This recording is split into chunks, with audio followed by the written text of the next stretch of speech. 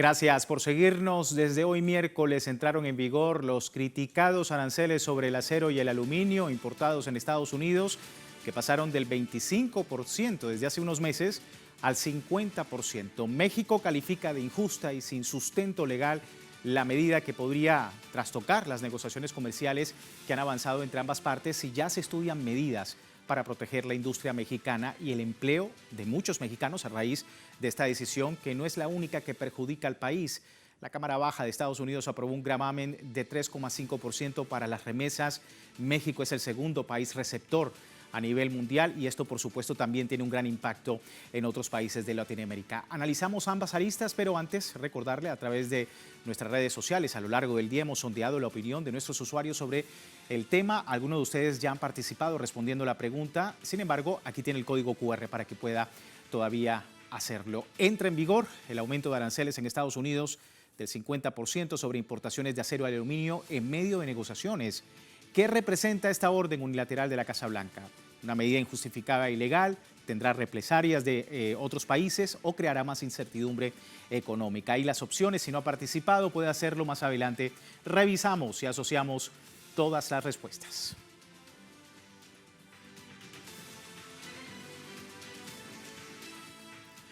Vamos de inmediato al análisis. Me acompaña en la distancia Anester Ceseña, economista mexicana, doctora en Relaciones Económicas Internacionales, directora del Observatorio Latinoamericano de Geopolítica. Anester, gracias por acompañarnos.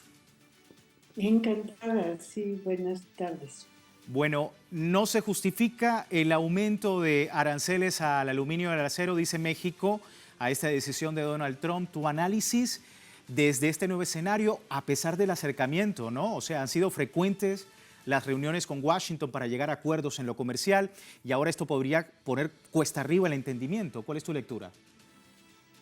Bueno, sí, además tenemos un tratado de libre comercio que en principio justo sirve para que entre los dos países no se impongan aranceles. Entonces, son medidas muy, pues yo diría, en contrasentido, un poco incluso extrañas, pensadas desde el punto de vista de las relaciones comerciales, y más bien se antoja pensar cómo todo esto junto, lo del impuesto a las remesas, la repatriación de migrantes, ahora este impuesto al acero y aluminio, y ha habido también otras movidas de parte de Estados Unidos para sancionar algunos de los productos mexicanos que van al mercado de ellos, ¿no? De Estados Unidos, de manera que en conjunto perfila como un paquete de presión, ¿no? Más que otra cosa, o sea, más que propiamente un asunto puntual de aranceles en el aluminio y el acero, es todo un paquete que está de algún modo poniendo en una situación complicada a México, porque más allá de que haya medidas de respuesta, que bueno, las medidas en realidad que se están adoptando son medidas más saneadoras de la economía mexicana y de las relaciones de la economía mexicana con la de Estados Unidos que otra cosa. O sea, no son medidas confrontativas, sino que intentan recuperar la situación interna. ¿Qué pasa? Porque al mismo tiempo que esto está ocurriendo, nos mandan un embajador que es pues realmente un militar de alto rango, que además es un militar que representa como posiciones muy agresivas frente a México. Él viene un poco de la mano de esta política que ha intentado, con la que ha intentado amenazar Trump a México de como los cárteles son grupos terroristas, entonces, pues bueno, eso justifica, por supuesto, cualquier tipo de intervención, ¿no? Desde el punto de vista de ellos. Entonces, si lo ponemos todo junto, hay ahí como una política muy, muy agresiva que desde mi punto de vista, tiene que ver también no solamente con la relación entre Estados Unidos y México, sino con la posibilidad de que México estreche relaciones con China, permita inversiones chinas, amplíe, ¿no?, sus relaciones comerciales y como Estados Unidos realmente eso es una de las cosas que quiere evitar, bueno, pues entonces empieza a ejercer una presión muy fuerte sobre México y finalmente México está quedando en una situación complicada porque por un lado se le cierra la puerta, se le aumentan estos aranceles y por el otro se trata de impedir que tenga una salida alternativa. Sí, Entonces, sí. sí es un momento complicado. Dice Marcelo Ebrard, secretario de Economía de México, que estas tarifas arancelarias no se sostendrán a largo plazo, prevé ajustes más bien a corto plazo. ¿Coincides con eso? Sí, claro, o sea, esta es una medida, digamos, circunstancial, ¿no? Muy coyuntural, que lo que está buscando es cierto tipo de respuestas, como yo decía, es más medida de presión que otra cosa. Y por supuesto que la van a tener que cancelar porque también para Estados Unidos la relación con México en términos de cadenas de suministro es muy importante. Entonces, afecta a México, pero afecta también a la economía de Estados Unidos. De manera que sí, o sea, va a tener esos vaivenes que ha estado teniendo toda la política de Trump en estos 3 meses, pues bueno, por ahí vamos a tener que pasar. Sí, y Sheinbaum, por supuesto, independientemente del escenario, ya ha estado preparando, anunció que en caso de no llegar a un acuerdo con Estados Unidos va a anunciar medidas que protejan la industria y los empleos. Esto decía la primera mandataria mexicana. Entonces, si no, pues la próxima semana estaremos también anunciando algunas medidas que estaríamos tomando nosotros, que no tiene que ver con un ojo por ojo, no, sino de protección de nuestra industria y nuestros empleos. Es una medida de apoyo a la industria del acero, que tiene una historia en México enorme, a la industria del aluminio y a los empleos que generan estas industrias, que es muy importante.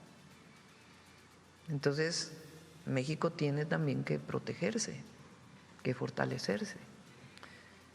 Entonces, no estamos de acuerdo, no creemos que sea justa ni sostenible, porque encarece todo, y esperamos llegar a un acuerdo. Si no se logra, pues estaremos anunciando también algunas medidas que tenemos que tomar necesariamente para fortalecer y proteger los empleos. No es un asunto de venganza. No es un asunto de venganza, decía la presidenta Claudia Sheinbaum, porque la política arancelaria de Donald Trump pues arremete contra los sectores más importantes, el sector siderúrgico mexicano. Según el republicano, esta alza permitirá frenar las compras internacionales, incentivará el desarrollo de la industria siderúrgica local y reducirá la amenaza a la seguridad nacional, dice Trump. Sin embargo, para México el arancel pondría en riesgo más de 20.000 millones de dólares en exportaciones, tomando en cuenta que es el segundo país exportador de acero a Estados Unidos.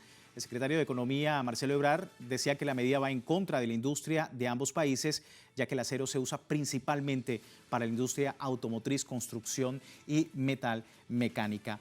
Quería preguntarte, Anester, la presidenta de la República se reúne hoy miércoles de forma virtual con empresarios del sector y desde ya se estudian medidas en caso de llegar a un acuerdo favorable para México. ¿Cómo estás viendo también ese escenario? ¿Proteger al empleo, mirar a ver si efectivamente se pone cuesta arriba la negociación o en todo caso tendremos también a proteger y están las medidas disponibles sin necesidad de llegar pues a una contramedida arancelaria, ¿no?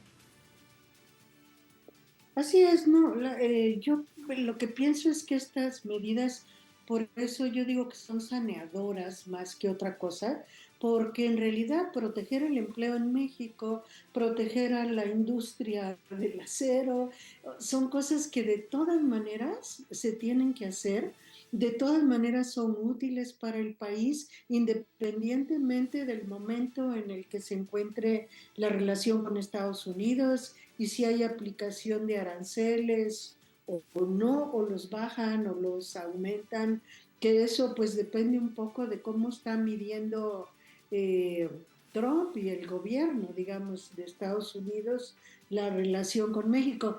Pero yo de repente pienso, es muy difícil tener contramedidas en el caso de la relación entre México y Estados Unidos, porque realmente sí, la economía de México depende mucho de esa relación, ¿no? De esos intercambios y de, pues, como decía, forma parte de las cadenas de suministro. Pero ¿qué tal si de repente empezamos a tomar en México medidas como ya no les vamos a mandar aguacates? Y pues sabemos que el aguacate es un bien muy apreciado allá, o ya no les vamos a mandar cierto tipo durante un tiempo, cierto tipo de productos que para ellos son súper necesarios y que de repente, pues bueno, se quedan en México y serán consumidos por el mercado interno.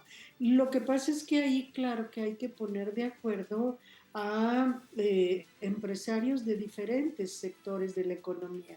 De manera que es complicado, es muy complicado, pero pienso que ese tipo de medidas serían pues las más efectivas como para sacudir un poco la conciencia del gobierno de Estados Unidos y hacerle reaccionar. Sí.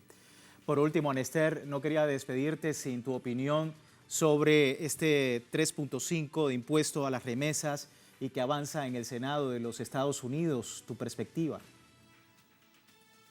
Bueno, ese impuesto creo que sí lo van a imponer, o sea, está casi dibujado.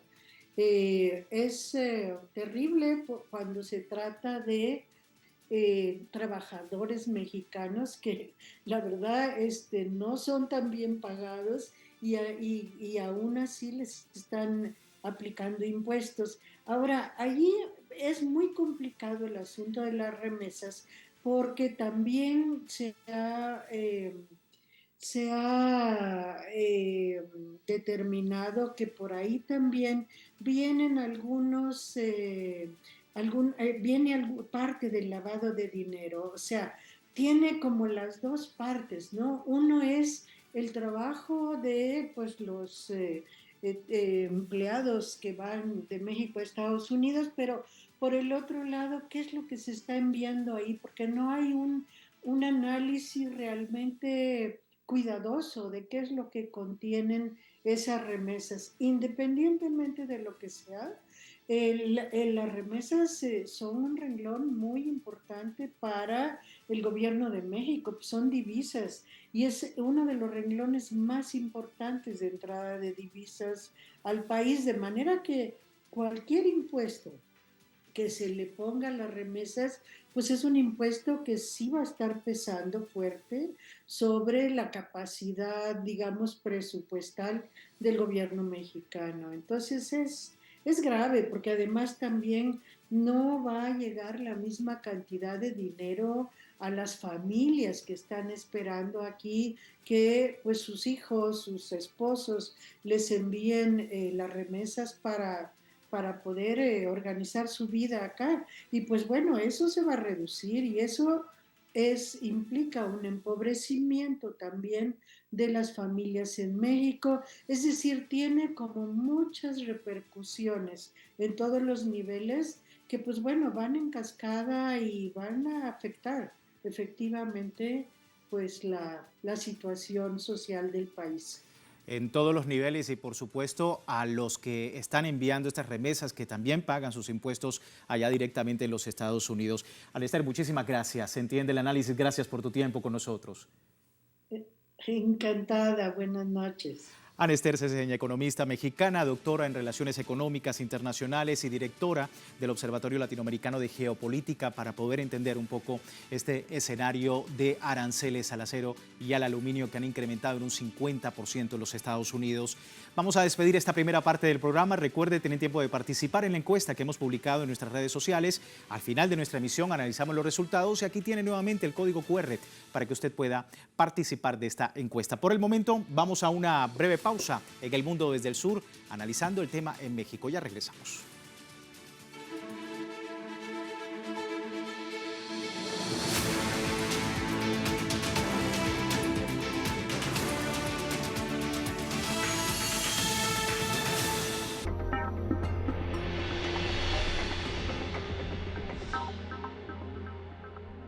Dos grandes canales unen sus experiencias para encontrarse en las culturas que representan. En una nueva entrega de Prisma, conoce a Carlos Aspurua, cineasta venezolano con 2 nominaciones a los premios Goya. Lidera el Centro Autónomo de Cinematografía promoviendo el 7º arte en Venezuela. Descubre a Yuan Xinquan, artista chino galardonado como maestro del arte medioambiental en el 2010. Su trabajo inspira a repensar nuestra relación con la naturaleza. China y América Latina se redescubren en una coproducción de CGTN y Telesur. Prisma, la cultura que nos ilumina. Sábado, por Telesur.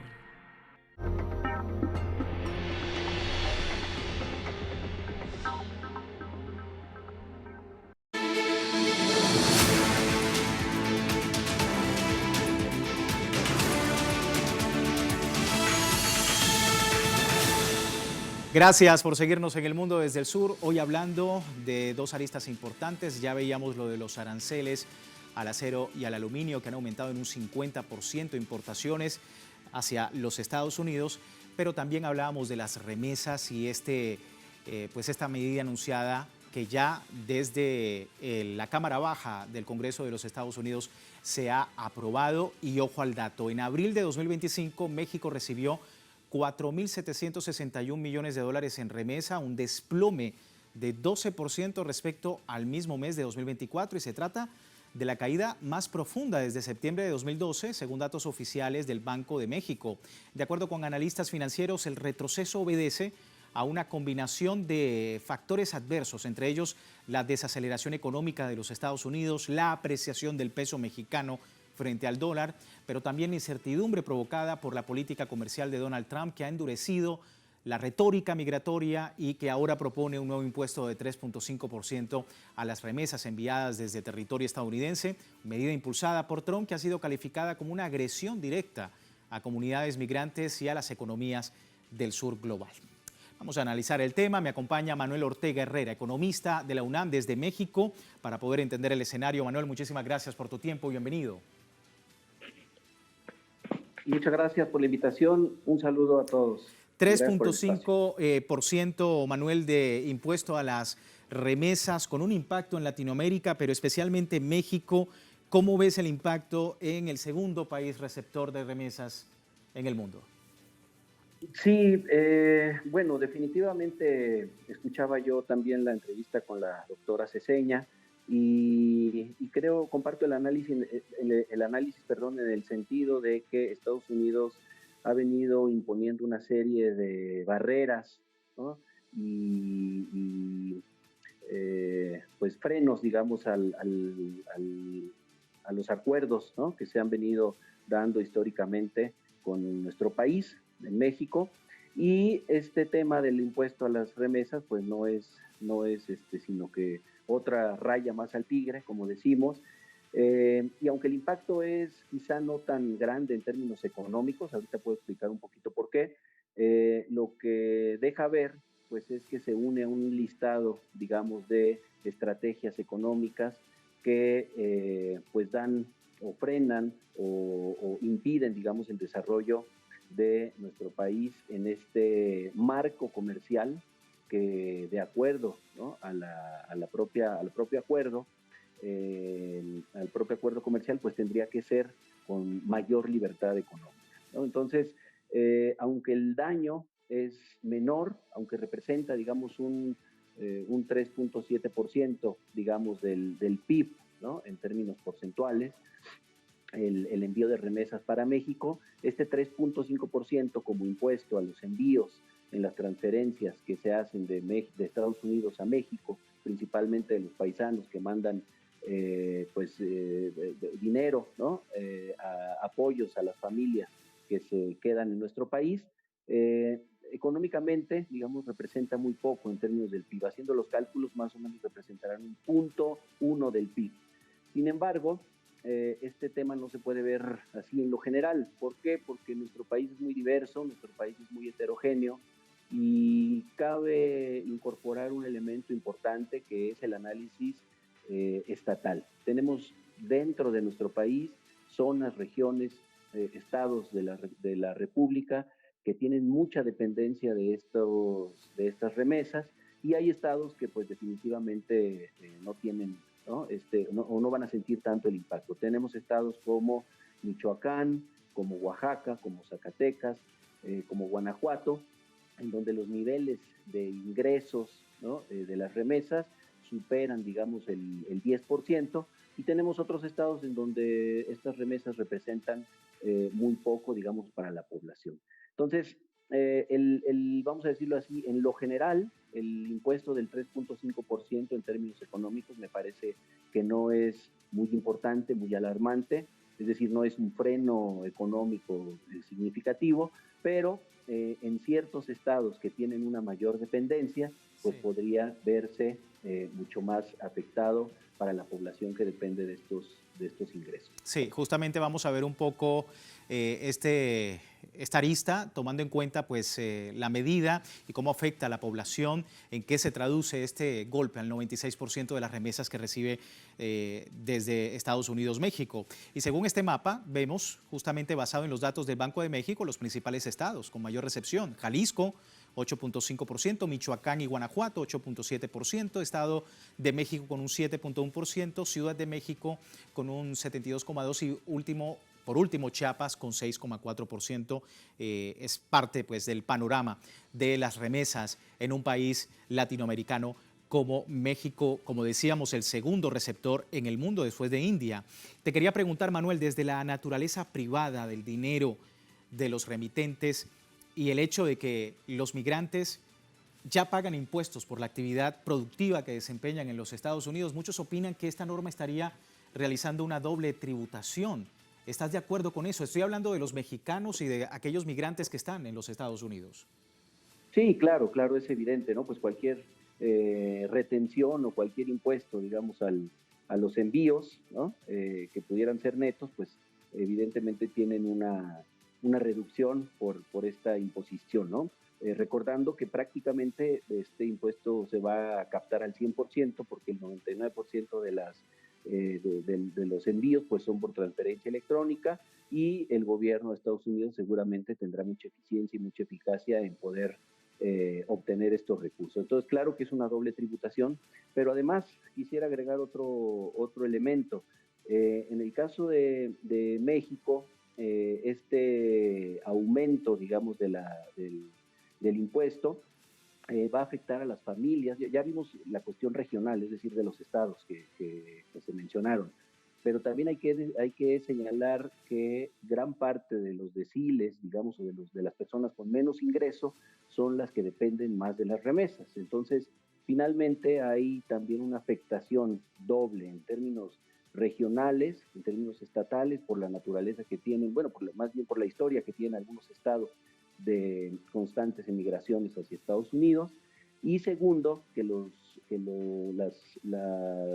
la población de más bajos recursos pues va a sentir este impacto, digamos, de manera mayor, ¿no? Cuando gran parte, al menos el 25, 30% de sus ingresos dependen justamente de estos apoyos que mandan nuestros paisanos desde el país del norte, ¿no? Entonces, creo que la situación, el efecto, digamos, es doble, y además quizá no sea un efecto general, sino que pega directamente en algunas regiones que históricamente han estado golpeadas por esta situación de la migración, y segundo, con aquellos grupos de población que tienen menores ingresos y que obviamente se va a ver afectado este ingreso. Ante eso, creo que también la estrategia del gobierno mexicano ha sido muy importante de una prevención, vamos a decirle así, pues con miras